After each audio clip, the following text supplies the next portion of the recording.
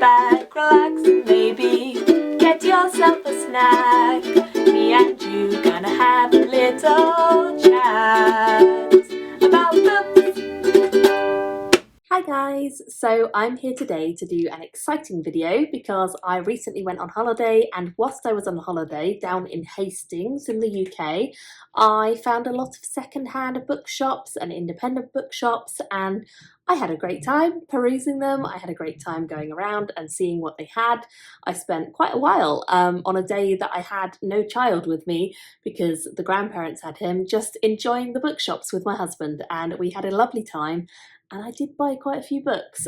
Most of them I've never heard of before, and I don't know if they're going to be any good or not, but I'm just excited to try them out, and they tempted me because most of them I got secondhand, fairly cheap.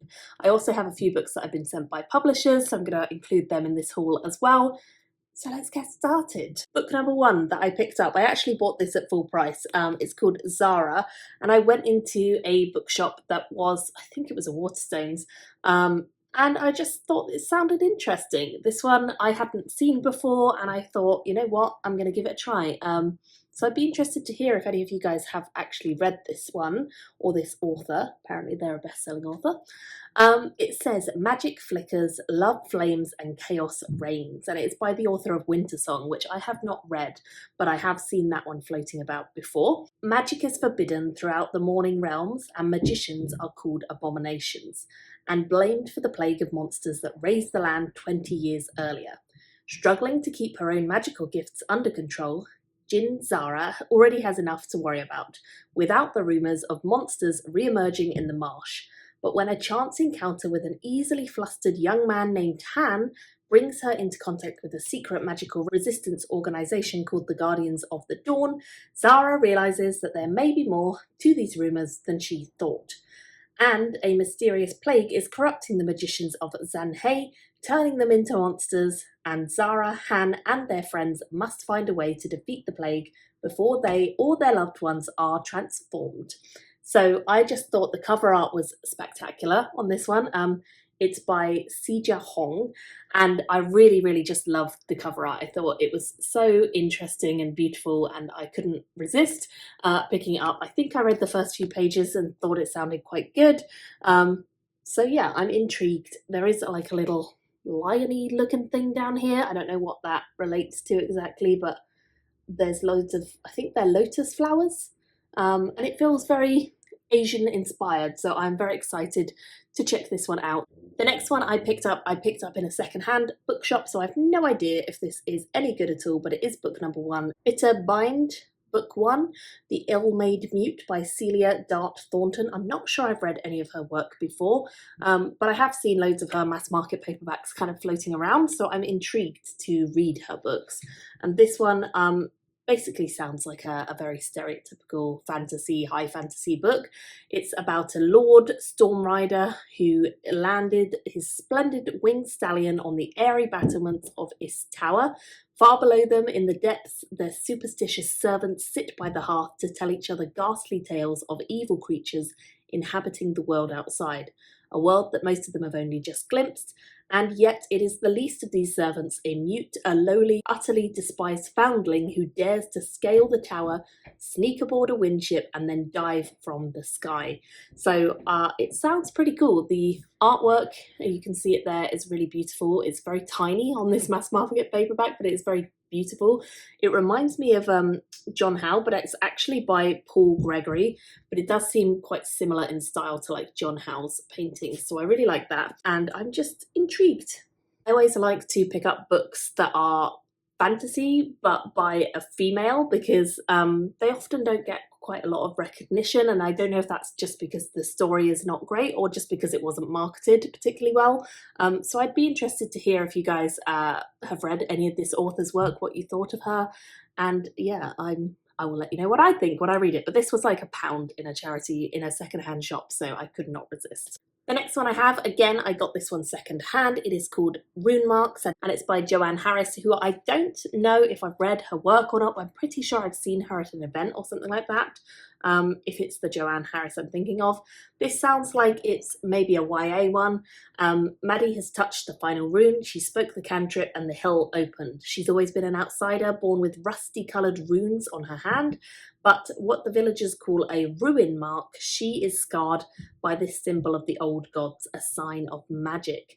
Everyone knows it's dangerous except for her, who thinks it's really rather fun until now, for suddenly her friend One Eye, a rascally outlander, wants her to open Red Horse Hill and descend into the world below, a world filled with goblins and far worse, to retrieve a relic of the old gods. And it does sound like a lot of fun. The next one I have is, again, one I have never heard of, and it is by a female fantasy author, and that is why I picked it up. The Nameless Day, The Crucible, book number 1 by Sarah Douglas. You can see this one's a little bit dogged and battered, but I figured, you know, it's worth a try, because again, it was only a couple pounds in a shop. It's the first one in the series, and it's apparently by a popular author, but I've never heard of them, so not that popular in my book. The Nameless Day is the one day of the year when the world of man and the underworld can touch. If the bridge between the realms is left unguarded, the forces of evil will be free to crawl across the divide and invade Europe. Knowledge of this threat is held only by the Pope and one priest chosen by the Archangel Michael. So it sounds like it is a historical fantasy combined with a demon hunt. Possibly religion seems to play a big part as well, so I'm intrigued how that is woven in. Could be terrible, could be great. Let me know if you've read this author, what you think. The next one I have is one that was sent to me, and this one is Sorcery and Small Magics. This one comes out in October this year, and it's by Maiga Ducey. I'm not quite sure how I say that, so I apologise if I am saying that really, really wrong. Leo Vander Loveage is a master of small magics, content to spend his days thinking up minor charms that can summon butterflies or turn hair pink. That is, until a mishap with forbidden magic compels Leo to obey his long-time rival, Sebastian Grimm.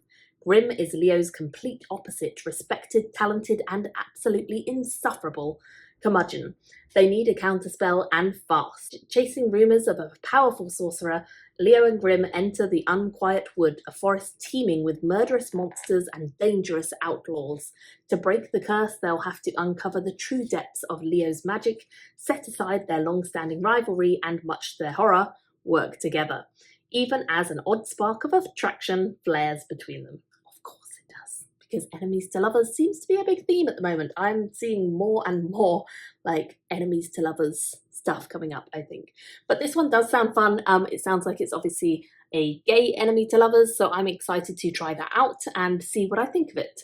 The next book that I picked up in a little independent bookshop down in Hastings. I think it was just called the Hastings Bookshop, and it was a very, very cute place. Really seemed to be much more into the kids fiction and the non-fiction rather than the sci-fi and fantasy, which was the smallest section I've ever seen. But this book was in the non-fiction section, and it was actually on their table of like recommended reads. Lucy Cook, Bitch. I've never heard of this author or this book, but obviously the title is quite dramatic and eye-catching, so I had to find out what it is about. And it's basically, what does it mean to be female? When I do read non-fiction, I like it to be a topic that I can kind of sink my teeth into and get quite interested in or relate to in some way. And obviously I am female, so I definitely relate to that. This sounds like it is kind of about rewriting some of the coy housewife stereotypes that have been woven into our cultural narrative for a while. So I'm intrigued to kind of set the record straight, I suppose. That's what the author claims to do. So I'm excited to read this one and find out what her story and what she has researched and how it is to be a female nowadays. Obviously, we'll see how it compares to my own experience, and I'm excited to give it a go. I think I read like the first page or two and it seemed pretty digestible, so hopefully it will be an easy enough read once I do sink my teeth into it. The next book that I picked up is one that I've kind of had my eye on a little bit for a while. It's by David Mitchell, who is a sort of comedian, and it's called Unruly, and it's the history of England's kings and queens, and it's supposed to be very engaging and entertaining way of telling history. So I'm definitely looking forward to giving this one a go. It's kind of been compared to like Horrible Histories for adults, which as a kid I really enjoyed the Horrible Histories series, so if it is in a similar vein to that, then I'm excited. I always have had an interest in kings and queens of England in particular, so I'm definitely keen to read this one and find out some of the funny stories associated with them and kind of see the witty way that this author has tried to tell the story. So I'm definitely looking forward to it. Again, I did read a few pages of this in the shop. I got it in the same shop as the last one, and it seemed pretty well written and fun, so I'm definitely keen to give this one a go, and I know a couple of others who are keen to read it as well. So it seems like it's hyped up enough to catch our attention, and I hope that it will live up to the expectation of like something really fun. Humour in books doesn't always work for me, but I'm hopeful that this one might tick my box. The next one I have is again one that I think I picked up in a second-hand bookshop. Yes, I did. It's called Wolf's Angel, and it's by M.D. Lucklan. I think this might be a bit of an interesting one. It sounds like it is a unique take on werewolves combined with Vikings, which is a little bit different, I suppose. So historical fantasy, mesmerizing, spellbinding, it's all that sort of stuff. His teeth felt like shining knives in his head. The main reason that I picked this one up, because one of the authors that I like a lot put a blurb on this, and that is Chris Wooding, and he said, a fresh take on the werewolf myth that savages your expectations at every turn, brutal and relentlessly original. So it sounds like it's a story of Vikings, mad gods, and hunger, love, life, and death. The next one I got is another one that I picked up in a second-hand bookshop, and I actually think this one might be self-published. I'll have to investigate further and find out if it is actually self-published or not. It feels quite nice quality, and that often seems to be a bit of an indicator that it could be self-published, so we'll see. I've never heard of this author, but it just sounded a bit interesting, and I thought, you know what, let's give it a try. Let's take a chance. So it says, 2 years after being washed up on a remote beach, freedivers, Orc and Cass have no idea who they are or where they come from, but worst of all, they feel like lovers but look like brother and sister, and must repress their instincts for fear of committing a terrible mistake. Now this was the bit that just kind of got me intrigued in the first place, because I was like, what a weird concept. Bit creepy as well, of are they brothers and sisters or are they lovers? Very odd. So they are tracking down some sort of psychic artifact, powerful enough to restore their memories, but there are others who are trying to reach it as well, and they have to go in a sunken ruin to get in and find this artifact before anyone else does. It just sounds like it's going to be a bit weird, but potentially good, and if it's like an unknown author, I'm intrigued, so I hope it's good. We'll see. Then I have 2 more books that I've been sent by publishers recently. So the first one is this, which turned up just the other day. Again, it comes out in October from Angry Robot, and this is Shoestring Theory, a novel by Mariana Costa. And this has a very cute little illustration on the back, which I will show you there. It says it is a charmingly irreverent fantasy that weaves magic and romance into an endearing adventure. I do feel like I've been getting more cozy romance, magic-y stories recently, which I'm excited to get into, because if a romance is done well, it can be great. If it's not, I might hate it, so we'll see. It says it features a formidable great aunt, a friends to lovers to enemies to lovers romance, an awkward love quadrangle, and a crow familiar, which is called Ganache. This gorgeous story is eminently easy to read and sure to satisfy fans of fan fiction who like their fantasy light. So it does sound like it's light-hearted, cozy, those sort of vibes, romantasy, one might say, which does seem to be a growing genre recently as well.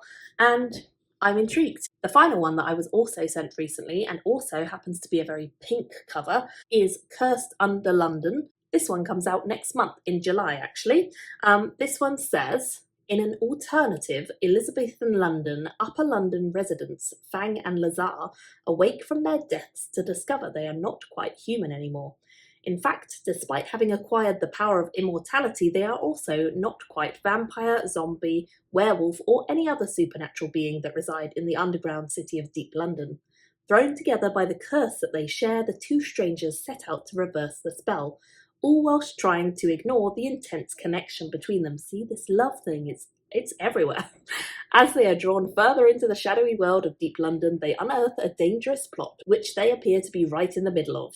It is the first in a highly entertaining fantasy rom-com series, and apparently it is written by one of the comedy scriptwriters who wrote Horrible Histories. So this is a weird connection to the fact that I mentioned the David Mitchell book earlier, and that is apparently also compared to Horrible Histories. So anyway, it'll be interesting to try this one out, which is actually written by one of the script writers of Horrible Histories. I'm excited, and I'm intrigued because I think they're all different and bit of a couple of themes in there, so I'm definitely excited to give some of these a go. I'd love to hear if you guys are interested in any. Which ones do you want me to read first and do reviews for? Thank you all so much for watching, and let me know the most recent book that you got sent or picked up or bought for yourself. Thank you, and I'll see you in another video very soon. Bye all! Thank you for watching my video today. Go pick up a book, then come back and chat with me again.